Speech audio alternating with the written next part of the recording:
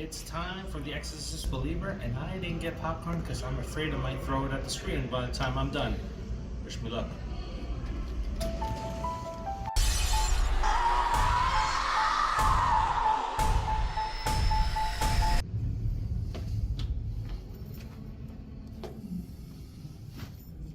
Why?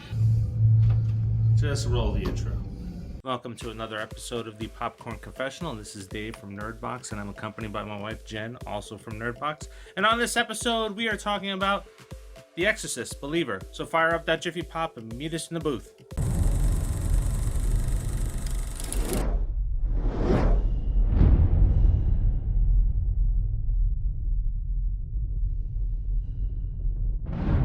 This is Brian O'Holler, and you're watching the Popcorn Confessional on the Nerdbox. Sounds like a porn site. Single father Victor Fielding's daughter Angela and her friend Catherine show signs of demonic possession. It unleashes a chain of events that forces him to confront the nadir of evil. Terrified and desperate, he seeks out Chris MacNeil, the only person alive who's witnessed anything like it before. So as we've seen in the trailer, they kind of explain a lot of the things that are going on in this film. We've talked about it on our show many times, where if you watch a trailer, a lot of the times you may see the entire movie play out in the trailer. That's one of the things that really happens here. So the first 40 minutes of the story is about the two girls that go missing, and we're diving into that story, and it's actually a really good story in the first 40 minutes. I almost wish it had stayed about missing children. I was thinking the same thing, because about 45 minutes in it, we start to slowly reveal a lot of the paranormal stuff in it, and the movie kind of takes a turn, and it's not a turn for the better, because things got rushed in this, and there's a lot of sloppy mistakes that were made in it. But the first half of the movie, very good movie. Good acting, girls were great, father was good. The only thing that kind of stinks about the whole thing is they concentrate in the trailer on the posters that the story's about two girls. Really, it's about just one girl and her father. It is, yeah. It's really mostly about the one girl and her father and her past with her mother. It's not really about two of them. No, not at all. All the way up to the ending, it's not about two of them. Nope, not at all. And then we get into the paranormal stuff and the Exorcist stuff. Now, we released the Pop 5 where we went over 5 Exorcist films that you should check out. And we talked about it. It's very hard in this genre because everybody follows a formula. And that has been the problem with these films all along. And we followed the same formula that we've seen over and over and over again. There's like a checklist. I feel like there's like an exorcism journal out there that has like a written in stone checklist about the things that have to happen and what has to be done about it, and they just check them off one by one in each of these movies. So if you're familiar with these types of films, you're going to be able to tell what characters are introduced when and what they are going to do later. And that's pretty disappointing, because there was a scene where they introduced one character and I was like, okay, well, this is going to happen later. And lo and behold, it did. And that happens with a lot of the characters that are in this film. Now, we did get the return of Chris MacNeil. Ellen Burstyn. And it was pointless. Yeah, she's like in the movie but not really. Yes. Another thing we kind of mentioned, the whole nostalgia legacy thing, it's over. It ended with Doctor Strange. It started with Spider-Man. People loved it. They were hyped. We hit Scream. Scream was really good. Then we got Doctor Strange. And then it's like, it's not exciting anymore. To see these characters come back on the film, it's like, Yeah, I think it would take like a really special like way to bring the character in to make it something huge, to make the nostalgia really rush in. It's cheap now. It is cheap, especially the way that they do it, right? They don't do it the right way. Like I said, I feel like if they did it a different way, then it probably would be just as fantastic as it was with Spider-Man. But they didn't do it the right way, and they don't. Spider-Man's like the only one that did it the right way. Yeah, and Scream, it wasn't like really huge because it's like, oh, these characters have been missing. It's just because these characters are in every single movie, and we haven't seen them in so long, so it's like, oh, yes, we get to see them again. Yeah, Yeah. But yeah, that's over. Especially when you bring back such an important character in the legacy of Exorcist. And it's pointless. You don't really need the character in it. She doesn't move the story forward. She's almost like a bridge. Yeah. And that's part of the problem is we go from a really good story in the beginning and then we bridge it over into the second half of the movie. And then that's where everything just gets meh. So if anyone's like really excited for Chris McNeil, Ellen Burstyn, what they show you in the trailer is what you get. Yeah. She's 90. She's not, I mean, she looks fucking amazing. Yeah. Like, honestly, I was like saying a lot when I said she was probably in her 80s because she doesn't even look that. And then I Googled her and she's 90 people. Like, and she's got like all of her wits about her too. Like, she's fantastic.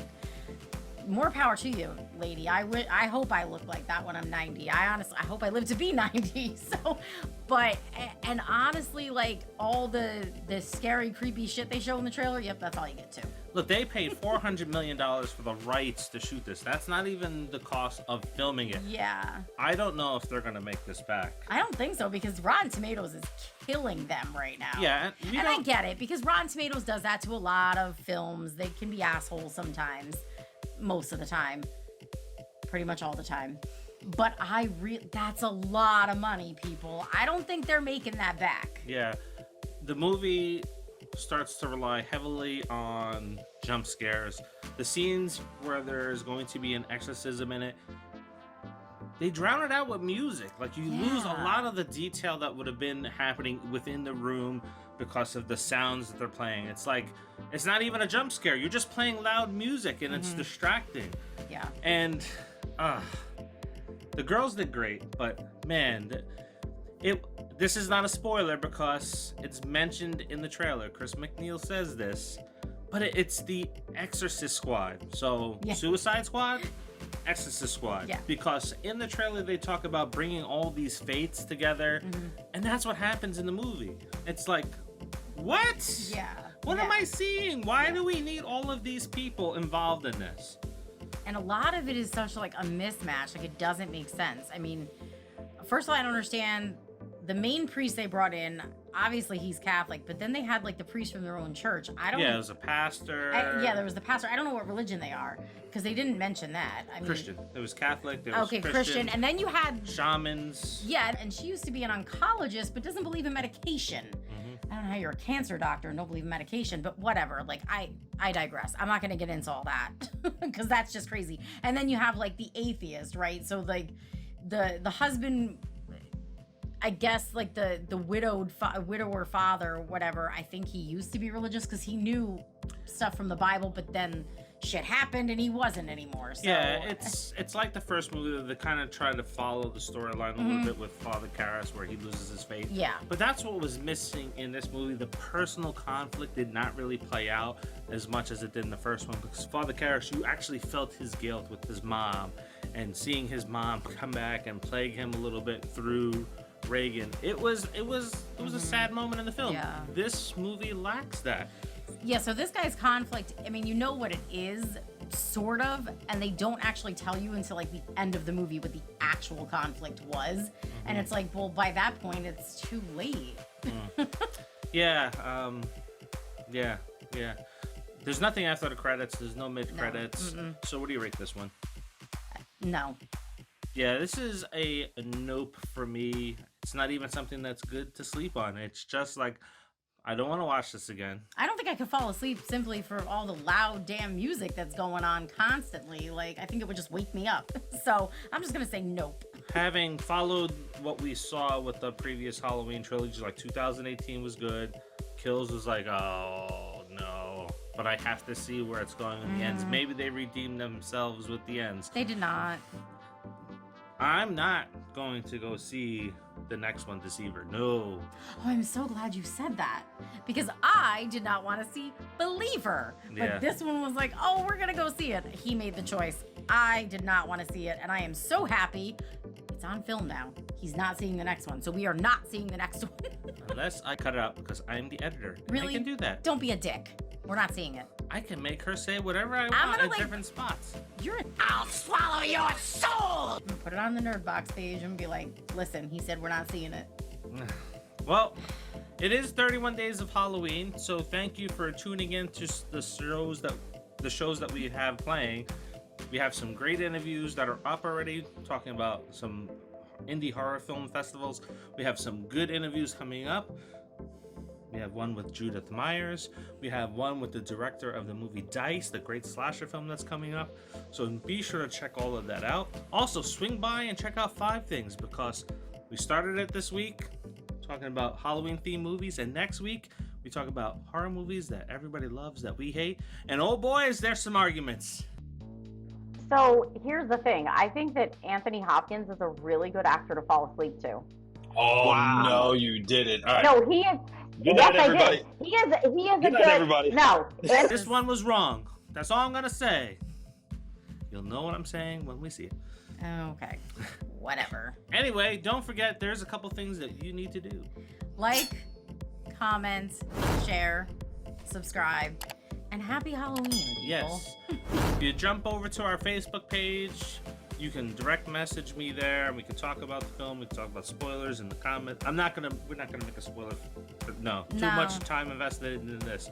But we have some great things going on over there And too. there's not a whole lot to say anyway. It's all in the trailer. Yeah. But we have trivia and some cool stuff going on the Facebook page. So come over there and take a look. Yep. Anyway, until the next. See See ya. ya.